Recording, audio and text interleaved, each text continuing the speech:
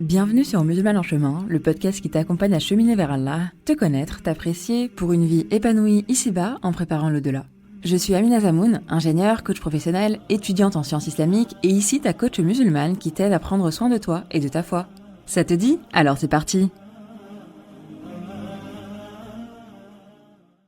Assalamu alaikum wa rahmatullahi wa barakatuh mes sœurs, je suis ravie de vous retrouver dans ce 14e épisode du podcast Musulmane en chemin où on va parler du hijab et notamment des blocages qu'on rencontre lorsqu'on souhaite porter le hijab. Donc ce mois-ci, c'est la thématique, on parle hijab. Dans l'épisode précédent, on a parlé de l'obligation du hijab, pourquoi, comment, on a commencé à se questionner également. Et aujourd'hui, on va s'intéresser aux différents blocages qu'on rencontre et qui font qu'on n'arrive pas à porter le hijab. J'ai déjà personnellement une belle idée de ces blocages parce que je les ai moi-même vécus et également vu pas mal de mes coachés qui cheminent et cheminaient vers le hijab et je vous ai également questionné sur les réseaux sociaux pour essayer d'avoir un spectre assez large de réponses. Et globalement, j'ai rencontré deux types de réponses. Soit des peurs, soit des croyances qu'on dirait limitantes.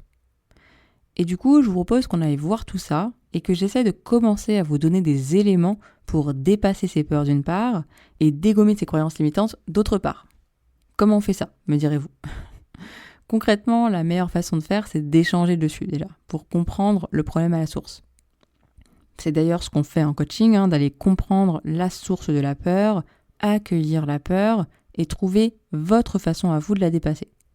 Mais je ne vous ai pas en face de moi, donc ce que je vais faire à la place, c'est que je vais vous faire des propositions pour commencer à comprendre la peur et voir comment la dépasser.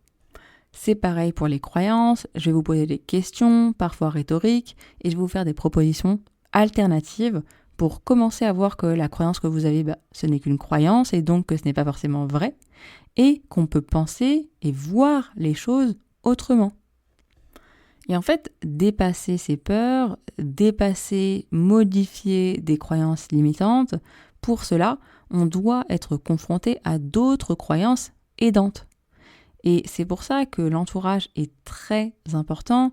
Vous savez qu'on parle souvent de faire attention aux fréquentations, c'est notamment pour ça. Et le truc, c'est que aujourd'hui, c'est compliqué pour nous, parce qu'on a souvent un entourage qui nous décourage, surtout en France. Donc bismillah, on va commencer par les peurs, et notamment celle qui revient le plus souvent.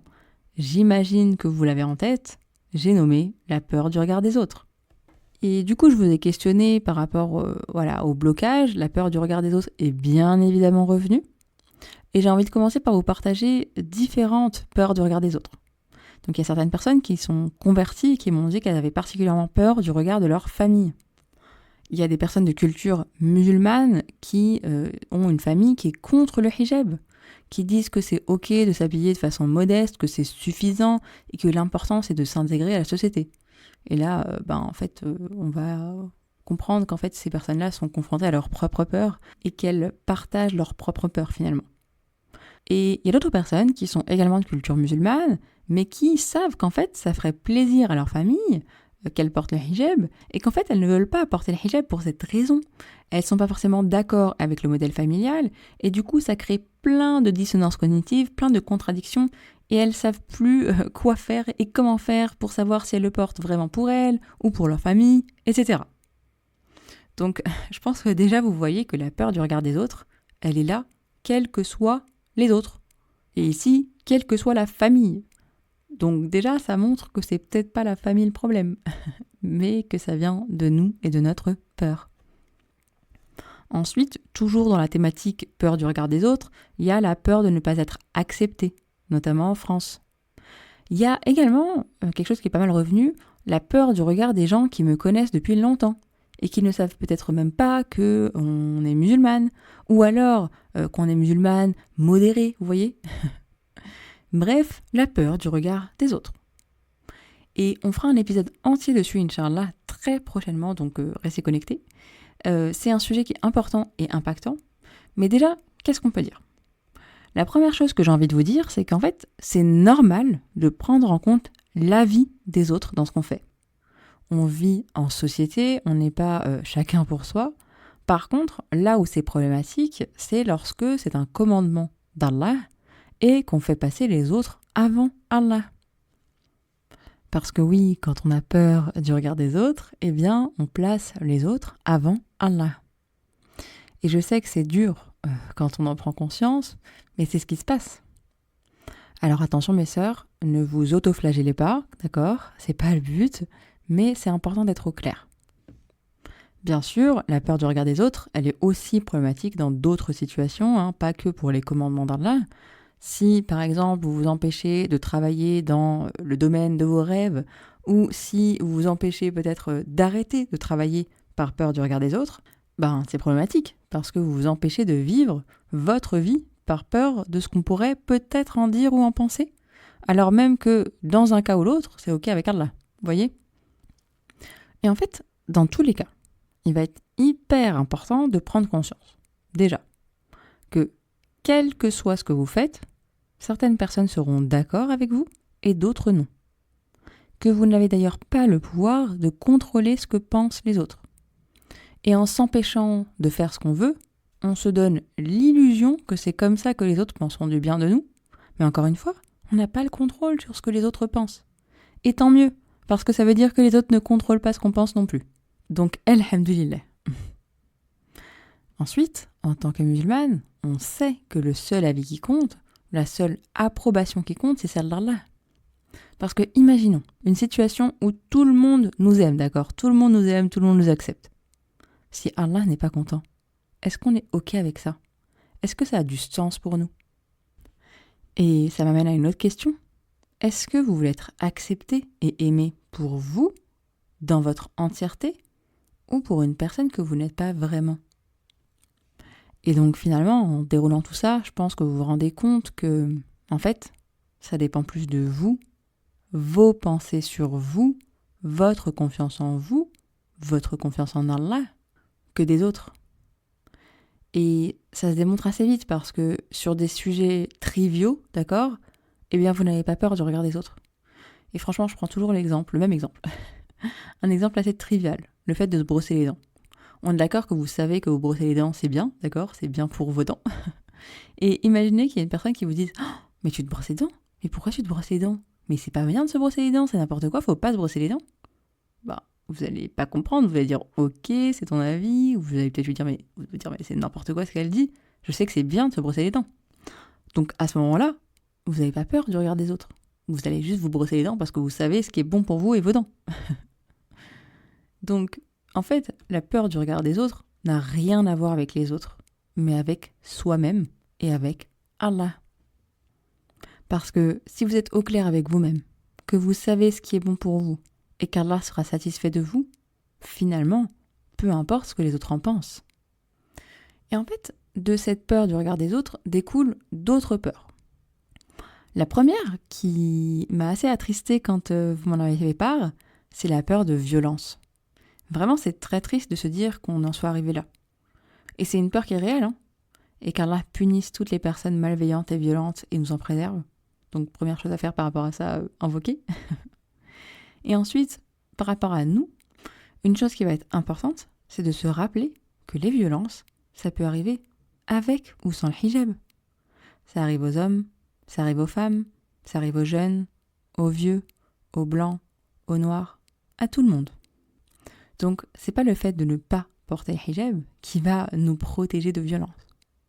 Le seul qui peut nous protéger de violence, c'est Allah. Et si Allah décide que ça doit nous arriver, hijab ou pas, ça arrivera.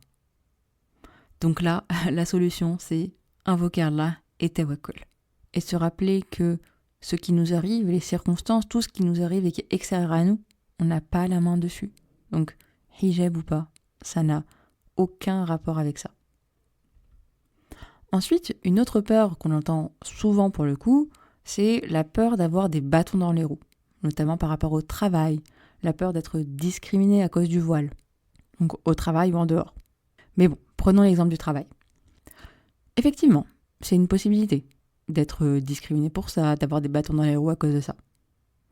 Tout comme le fait de ne pas être prise pour un job parce qu'on est juste une femme, ou alors parce qu'on est noir, ou alors parce qu'on est grosse, ou alors parce qu'on a des enfants, ou alors pour toute autre raison discriminante qui ne convient pas aux recruteurs. Et là, je sais qu'il y en a qui vont me dire, c'est pas pareil. Ou alors, non, mais le fait d'être noir, ça change pas. Ou autre. My God, est-ce que vous vous entendez dire ça? Et être musulmane, ça se change? On reviendra d'ailleurs sur le fait que la religion, c'est du domaine privé, etc. Et oui, c'est le cas. Mais encore une fois, pourquoi Allah m'a demandé, m'a ordonné de porter le hijab? Et là, je vous renvoie à l'épisode précédent. Et une question subsidiaire qui me vient par rapport au travail, est-ce que je veux d'un travail où on me discrimine et où on ne m'accepte pas tel que je suis? Plus que ça, tel qu'Allah me demande d'être. Je vous pose la question, mes sœurs. Et maintenant, j'arrive à la peur du fait de devoir l'enlever au travail. Donc, enlever son hijab parce que ce n'est pas accepté au travail. Première chose que j'ai envie de dire par rapport à ça. 1 vaut mieux que 0. Ça, c'est une phrase que vous allez m'entendre dire, mais tout le temps. Franchement, c'est un motto, une phrase que je me répète souvent. 1 vaut mieux que 0. Le porter en partie vaut mieux que ne pas le porter du tout. Ensuite, cette situation où potentiellement on le porterait et on devrait l'enlever au travail, eh bien, ce que je vous invite à ce moment-là, c'est de justement travailler et invoquer pour trouver un travail où on peut le porter, où tu peux le porter, ma sœur. Parce que justement, ça va te pousser à trouver un autre job. L'être humain n'aime pas les contradictions. Je vais répéter ça parce que c'est important. L'être humain n'aime pas les contradictions. Et donc là, tu seras face à une contradiction. Et tu auras 2 options. Soit rester dans un confort qui ne correspond pas à ce qu'Allah attend de moi, donc ne pas porter le hijab et rester dans ce type de confort-là. Soit je commence, je me mets dans un inconfort pour me pousser à trouver justement un boulot en accord avec mes valeurs, qui me permettent d'être moi dans mon entièreté. Donc vraiment, si vous dites « ouais, mais je vais pas pouvoir le porter au travail », tant mieux. Tant mieux parce que ça va vous pousser à trouver un travail, Inch'Allah, où vous pourrez le porter. Et il y en a des boulots comme ça. Vraiment, il y en a. Et Inch'Allah, je pense qu'il faudrait que je trouve des sœurs qui voudraient bien témoigner de ça. Parce que c'est vrai que j'interviewe pas mal de sœurs qui sont à leur compte, parce que c'est comme ça que je rencontre aussi des sœurs. Mais je connais des sœurs qui travaillent avec leur hijab, donc Inch'Allah, il faudrait que je les invite sur le podcast. Ensuite, on m'a parlé également de la peur de devoir se justifier, d'expliquer pourquoi on porte le hijab, de donner les raisons, les sources, etc. Et en fait là, j'ai plusieurs questions à te poser, ma sœur, si jamais toi aussi tu as peur de devoir te justifier, d'expliquer pourquoi, donner des raisons, des sources, etc. La première, c'est qu'est-ce qui te fait peur là-dedans? Est-ce que tu n'as toi-même pas assez de connaissances sur le sujet? Est-ce que tu n'es toi-même pas au clair avec pourquoi tu veux le mettre? Pourquoi Allah t'a demandé de le mettre? Ou est-ce que tu as des doutes?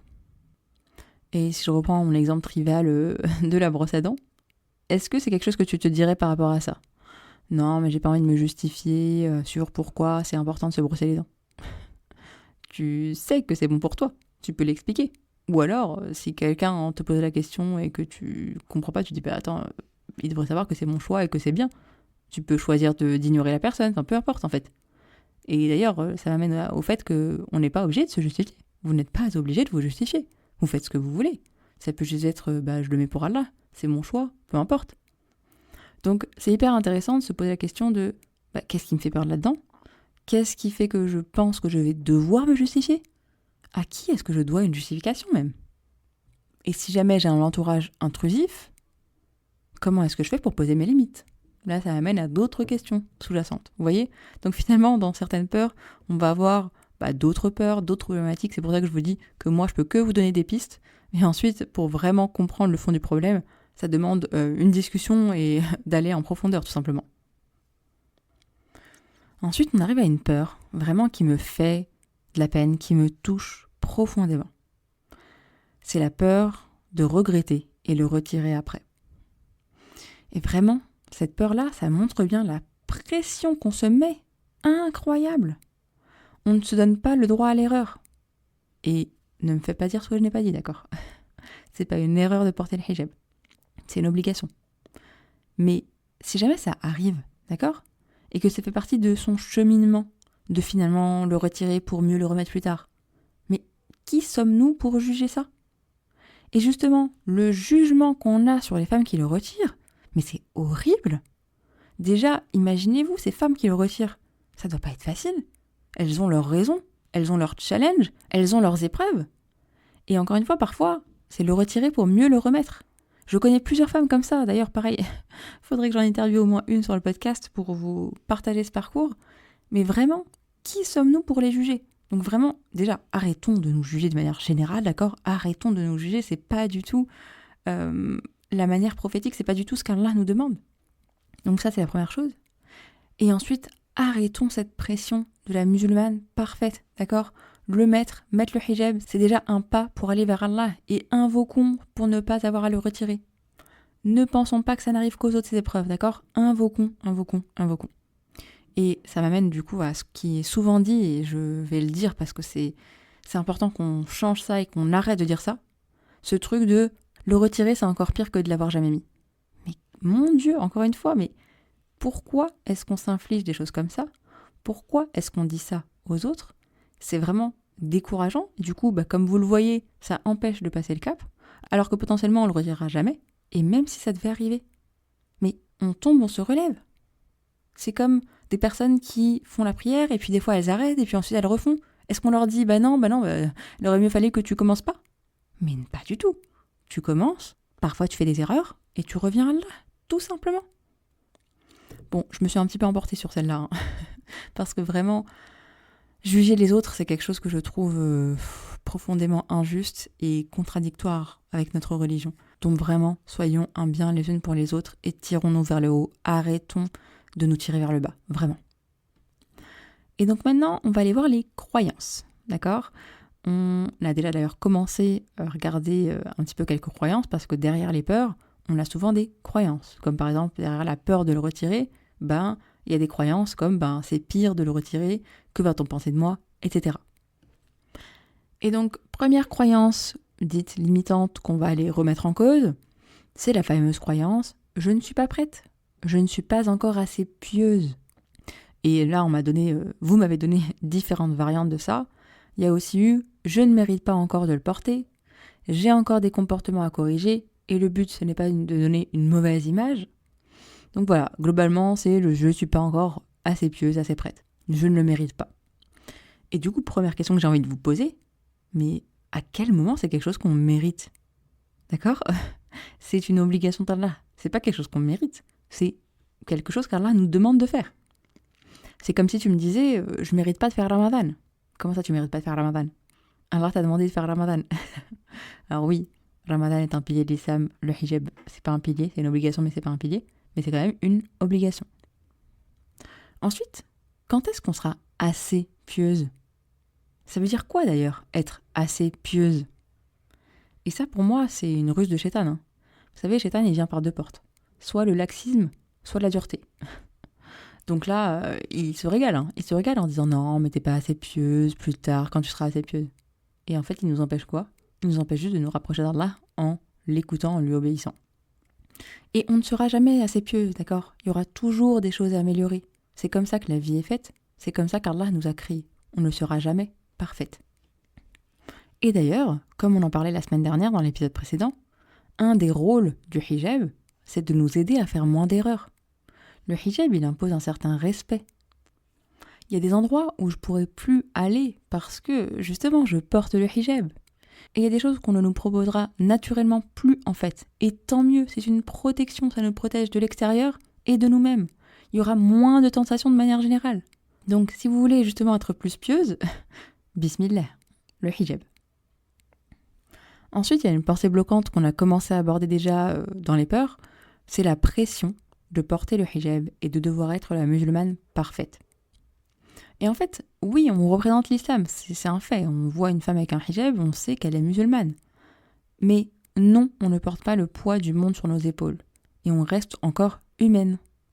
Et du coup, au lieu de voir ça comme une pression, comme quelque chose de bloquant, moi je vous invite plutôt à voir ça comme un booster. Ça va me préserver des lieux où je ne devrais pas être, d'invitations que je n'ai pas envie d'avoir, etc. Mais encore une fois, non, je ne porte pas le poids du monde sur mes épaules. Et oui, j'ai le droit à l'erreur, comme tous les autres êtres humains. Tout simplement. Ensuite, j'en ai une qui est assez marrante. C'est le hijab, c'est après le mariage. Selon qui ? Pourquoi ? Est-ce que ton mari doit te voir sans avant, c'est ça? Est-ce que t'as peur qu'il ne te remarque pas sinon? Et moi, la question plus globale que j'ai, c'est quel homme est-ce que tu as envie d'attirer en fait? Et vraiment, je vous dis ça sans aucun jugement, bien entendu. De toute façon, toutes mes questions, mes interrogations, mes remarques sont là, en toute bienveillance et sans aucun jugement. Qui suis-je pour vous juger alors que je porte le hijab depuis à peine un an, d'accord? C'est juste des questions et des interrogations qui est intéressant de se poser pour remettre en question ses croyances, d'accord? Je suis personne pour vous juger, je ne vous juge pas. Juste, on essaie de se tirer vers le haut, mes sœurs. Et pour finir, on a celle-là qui est pas mal. Je sais que c'est une obligation, mais l'habit pudique, modeste, suffit. Ma foi, c'est quelque chose d'intime, j'ai pas besoin de la montrer. Et là, je pense que vous voyez tout de suite, on oublie déjà le fait que c'est une obligation. Et dans ce type de pensée-là, en fait, ce qu'on fait, c'est qu'on essaie de se rassurer comme on peut. Et bien entendu, que s'habiller de façon modeste, c'est déjà très bien, c'est déjà une belle première step. Par contre, il est important et même indispensable de toujours être honnête envers soi-même et envers Allah. Je vous le disais, Shaitan, il vient par deux portes. L'extrême ou le laxisme. L'islam, c'est le juste milieu. Je suis honnête envers moi-même, mais je suis bienveillante, je y vais step by step, je sais où je veux aller et je sais où j'en suis. Et c'est pas parce que j'en suis pas où je veux aller que je dois me contenter de ça et me dire que c'est ok. Et c'est pas parce que je n'en suis pas encore là où je dois aller que je dois me taper dessus, et ce n'est pas non plus pour ça que je dois rester là. Donc, on est bienveillante, on y va step by step, et on est surtout honnête. Et là d'ailleurs, je vous renvoie à l'épisode sur la confiance en soi, je pense que ça vous aidera, si jamais vous êtes dans ce cas-là. Parce que là, mini digression, mais là, quand on fait ça, on manque d'honnêteté, d'abord envers soi-même, également envers Allah. Et comment est-ce qu'on peut être une personne de confiance pour soi si on n'est pas honnête? Et comment on peut avoir et construire une relation de confiance envers Allah si on n'est pas honnête envers lui non plus? Je referme la parenthèse. Voilà, on arrive à la fin de ces blocages, les blocages que vous m'avez évoqués, les blocages les plus fréquents que j'entends par rapport au fait de porter le hijab. J'espère que ça vous aura apporté et que ça vous aura aidé à commencer à voir les choses autrement. Et si c'est le cas, déjà, alhamdoulilah, on a tout gagné. Et je vous rappelle que je mets en place des coachings de groupe actuellement pour vous aider à dépasser, aller plus loin face à ces blocages. L'objectif, c'est d'avoir des coachings de groupe, donc entre sœurs dans la même situation. Donc si vous avez des difficultés avec votre hijab actuellement ou que vous avez envie de le mettre mais que vous n'y arrivez pas. Et comme je vous le disais précédemment, vraiment les coachings de groupe, c'est quelque chose qui est très très fort parce que déjà on se rend compte qu'on n'est pas la seule dans cette situation et on est là pour s'entraider, à cheminer, pour déconstruire toutes ces croyances, commencer à avoir moins peur pour, Inch'Allah, le porter plus tard. Parce que oui, je le rappelle aussi, l'objectif, c'est pas que vous le portiez après la séance de coaching, pas du tout, vraiment loin de là, mais que vous puissiez cheminer dans cette direction, encore une fois être entouré de sœurs qui vous ressemblent, bienveillantes et qui veulent elles aussi cheminer vers Allah et Inch'Allah le porter, pour ne pas rester bloqué dans cette situation plus longtemps que nécessaire, tout simplement. Bien entendu, si les épisodes de podcast vous suffisent, très bien. Sinon, bismillah, sachez que j'ai mis en place des tarifs réduits à l'occasion du podcast. Donc, si jamais vous avez justement envie de tester le coaching de groupe et de travailler sur ces thématiques, bismillah, ça sera un grand plaisir pour moi de vous rencontrer et de travailler ensemble sur ce sujet. Voilà un peu pour l'aspect coaching de groupe. Et sinon, on se retrouve, Inch'Allah, dans le prochain épisode, qui est un épisode assez particulier, parce que j'ai convié plusieurs sœurs, certaines qui le portent, certaines qui ne le portent pas encore, pour qu'on puisse échanger sur le sujet. C'est pas quelque chose qu'on fait souvent, donc bismillah, j'espère que ça vous plaira. Merci d'avoir écouté cet épisode jusqu'au bout. Si c'est le cas, j'imagine qu'il t'a apporté. Et dans ce cas, n'hésite surtout pas à le partager autour de toi. C'est un vrai cercle vertueux de Hassanet. Et bien entendu, si ce n'est pas déjà fait, n'hésite pas à laisser un avis accompagné de 5 étoiles sur la plateforme de ton choix. Qu'Allah te préserve, ma sœur, et te facilite tout ce qui est un bien pour toi.